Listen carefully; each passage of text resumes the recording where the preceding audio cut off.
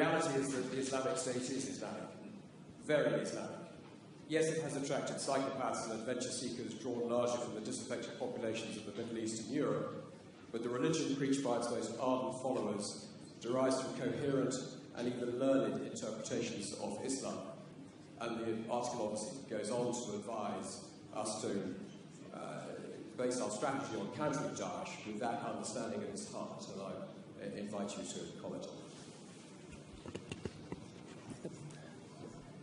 Every religion has perverts and psychopaths who try to hijack it. ISIS is as much Islamic as the KKK is Christian. Don't they have a cross? Don't they do everything in the name of religion and Christ? Don't they believe that Christ compels them to lynch and kill people of African descent? Can one really say that the KKK is a Christian organization? There are other groups that one can point to. There are other massacres that were committed in the name of keeping certain countries or regions clear of non-Christians. There are people like this also in the Jewish faith that have nothing to do with Judaism. There are people like this in the Hindu faith that have nothing to do with Hinduism.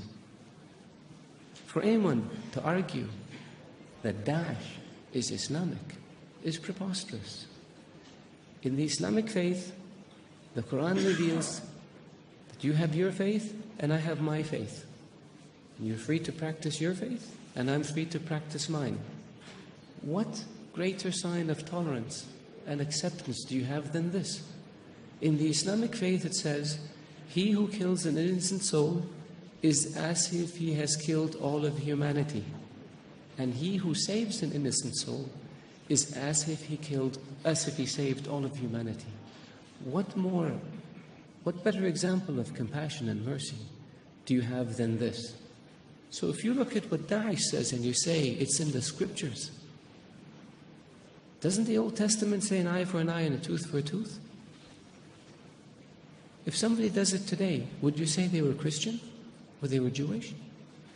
So I caution people, because it seems to have become almost novel. Not novel, it's become the flavor of the day to try to read things into Daesh or into Islam that are not there. The Islamic religion and Islamic civilization was the civilization that preserved the history of Greek and Rome and passed it on to the West. Western civilization would not exist without the Islamic Arab civilization. The Islamic civilization and the Islamic Arab civilization was the civilization that connected China with Europe. So it was global. The point I made early on about being an intermediate civilization, this is what I mean. So if Islam was intolerant and Daesh represented Islam, would Islam have preserved Aristotle and Socrates and passed it on to the West?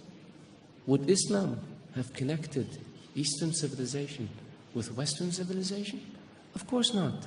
So I urge you, all of you, to be careful when it comes to making generalizations or to accepting generalizations that have no basis in fact. Thank you.